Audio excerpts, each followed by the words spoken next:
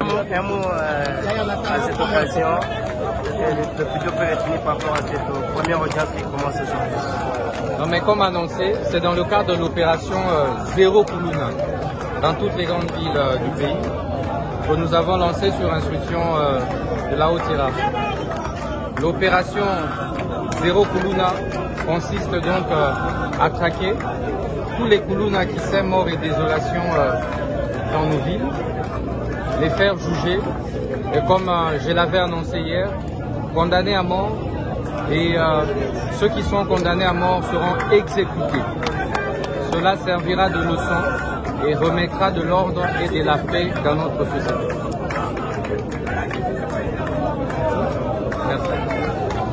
Mais il faut également relever que ceux qui sont condamnés à mort seront exécutés. Cela servira de leçon et remettra de l'ordre et de la paix dans notre société. Merci. Mais il faut également relever que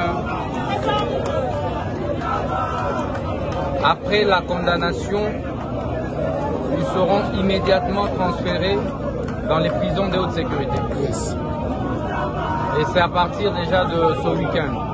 Nous avons choisi quelques prisons, dont celle de Angenga. Nous prenons déjà toutes les dispositions logistiques nécessaires pour les évacuer tous à l'intérieur. Nous allons poursuivre tous les Kuluna jusqu'à leur dernier retranchement. Nous allons les buter jusqu'aux toilettes pour qu'ils comprennent que l'autorité de l'État s'est rétablie sur l'ensemble du pays et que des bandes, des gangs criminels ne sont pas plus forts que l'État, plus forts que la justice. Merci. Son Excellence. À propos, il y a un OPG, où il y a accepter ma amende pour la brigade locale à Kuluna. Parce qu'il y a des OPJ, où il y a une amende, et puis que nous tous ensemble, mais va tiquer. Tout pour ça, mais bateau, bazana preuve.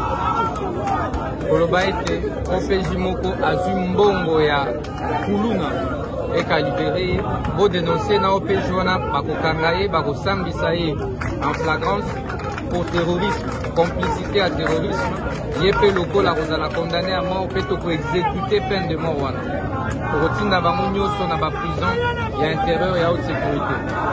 Merci.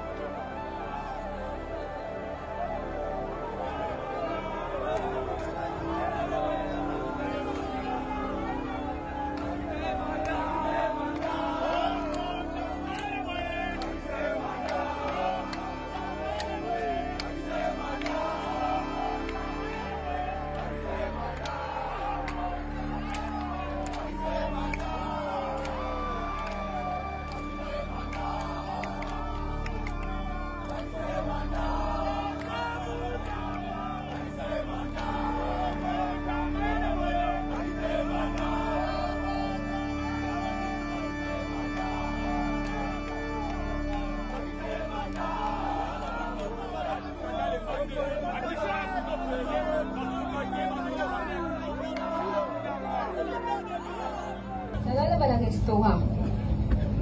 Yoboto ni wapi? Naboto na Kinshasa. Yoboto ni koloni? Le 22. Le 22. Mwani?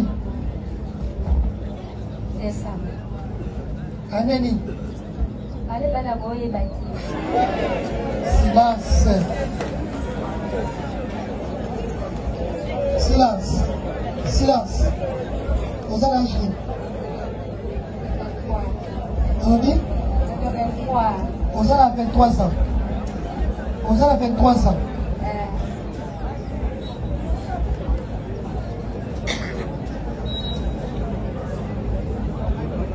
Papa, votre fille, comment elle est? Unila.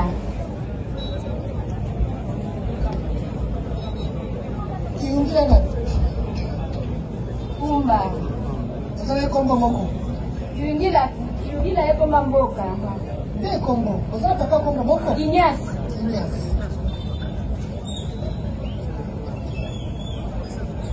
Asa la bombo ito akufa. Akufa. Le bombo mama kombo le nani? Agnès. Agnès nani? Voilà.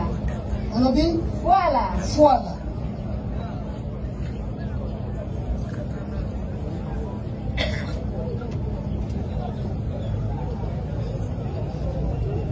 Asa la bombo ito akufa. Akufa. Vous avez originaire à village ni? Ngidinga. Olobi? Ngidinga. Didinga. Ngidinga. Didinga.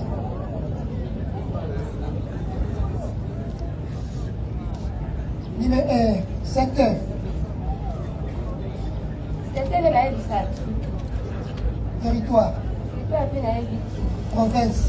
En fait, c'est la LBT. Ensemble de wapi. La Kishasa. La colonie. Mutanga. Batanga bafandi wapi. C'est pas là-bas. Comment ça traque? Vous habitez? La bopale à la LBT. Papa va bien qu'on va bien. Vous avez Mutandu. Tandu, vous avez Piakisa. Il y a Congo Central.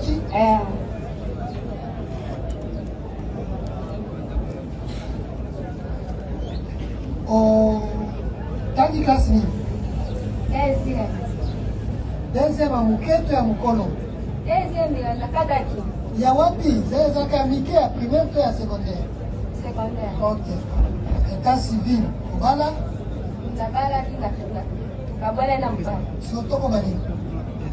Toko bani. La bota. Toko bani. Yo, ça marié, on a célibataire. La célibataire, là, la mutabuka. Alobi? Nazala la mobile là de salada. Tikango. On a célibataire. On compte pas la bonne. Bata. On fait de l'avenue. Panju. Avenue? Panju. Panju. Justice avait social va bien ayo, faut pas kangayo. Justice ya mwana noir, c'est bien. Donc so monique autant de l'État ligne au vivre bien. Soit autant l'État ligne te ba kangayo. Pour me dire que dans l'État ici. Mais la plupart sont des jeunes, ils posent à jeunes. Moi j'ai été fait l'âge de 3 ans. J'ai grandi sans mes parents. Je ne suis pas brigand. À quel âge internat, 3e primaire. Donc on a briganté. On va brigand. On va conscient, pas conscient. Ma peur des enfants, là. Mais ce que yo boté moi na poani. Peso 4 20 ans, abisa 20 ans. C'est pas dit que 4 de 20 ans, des va monyer libanda. On salue l'autre. Merci. Ngai elo na sema bana ozotinda bana ozotinda bango lobi lolo oyoka musaki ba cha kuna azoni opesi ye kolakise musala opesi sous matricule mais batu baza awa na mboka basala 15 à 20 ans sur matricule te bango baza batu moko ndenge bakei opesa bango punition moko travail forcé si vous voulez que ça va me musala ne vous voulez que ça va bien mais vous pouvez savoir matricule te. Ok, ma caméra, il va encore parler. Il va encore parler sur le bas. Par rapport à l'audience publique. Bon, ça je regrette pour les jeunes. Le gouvernement est mort et puis mon canon est à l'autre. Mais ils sont bons, ils sont jeunes, ils sont pas. Les jeunes balons va misala, les jeunes balons sala, ils sont déployés dans la halle saboué. Ma campagne va gagner les ballons nétinga na éviter. La bakolona bazo boma batu bazo. Bazo ba pilina na bango ba holandela bango ba témoigner ba place ba vili bango. Mais pour ngai je regrette na bo regretter pas baza ba leki baza ba bandeko baza wana vina bango bazo be disara pour les passer. Les conseils na baleki na bandeko. Conseil na baleki o batikali bazwa maele pour na weza ba souffrance za ba dette paraboti o bon pour que na osamba ka bo famille landaka yo eza pena dignité pour prier rapper pour eza ba mauvais esprit eza pe ba ndenge mboka ezotambola esprit mabe mususu bazoza ba vutima wana na ba famille et mususu amangaka ndoko na ye et mususu amangaka mama na ye ba vie o sukela ye boye faut prier trop pour Merci. Et ceux qui sont condamnés à mort seront exécutés. Cela servira de leçon et remettra de l'ordre et de la paix dans notre société. Merci. Mais il faut également relever que après la condamnation, nous serons immédiatement transférés dans les prisons de haute sécurité. Yes. Et c'est à partir déjà de ce week-end. Nous avons choisi quelques prisons, dont celle de Angenga. Nous prenons déjà toutes les dispositions logistiques nécessaires pour les évacuer tous à l'intérieur. Nous allons poursuivre tous les Koulouna jusqu'à leur dernier retranchement. Nous allons les buter jusqu'aux toilettes pour qu'ils comprennent que l'autorité de l'État s'est rétablie sur l'ensemble du pays et que des bandes, des gangs criminels ne sont pas plus forts que l'État, plus forts que la justice. Merci. Son Excellence.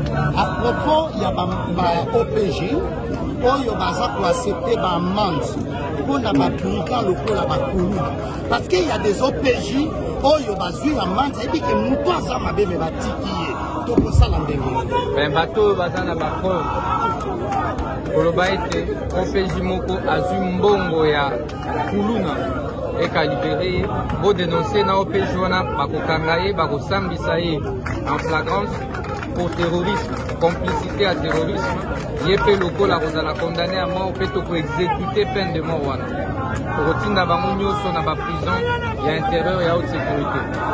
Merci.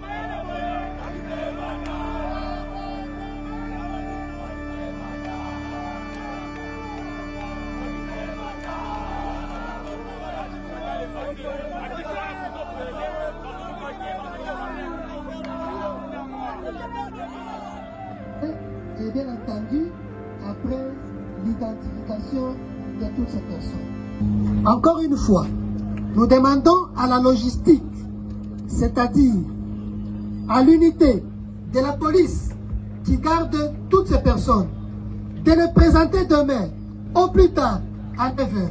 Que donc, la mise en place terminée à 8h, pour qu'à 9h, mieux, plus quelques minutes, nous puissions débuter l'audience. Commandant police d'audience, l'audience est suspendue. Elle reprend demain à 9h00.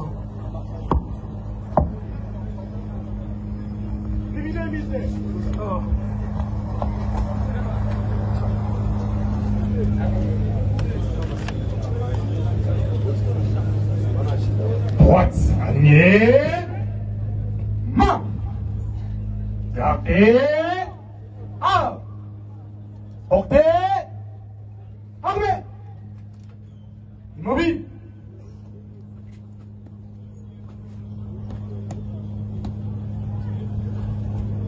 Monsieur le Président du tribunal militaire, M. Sangalema, mon capitaine, l'audience est levée. L'audience est suspendue. L'audience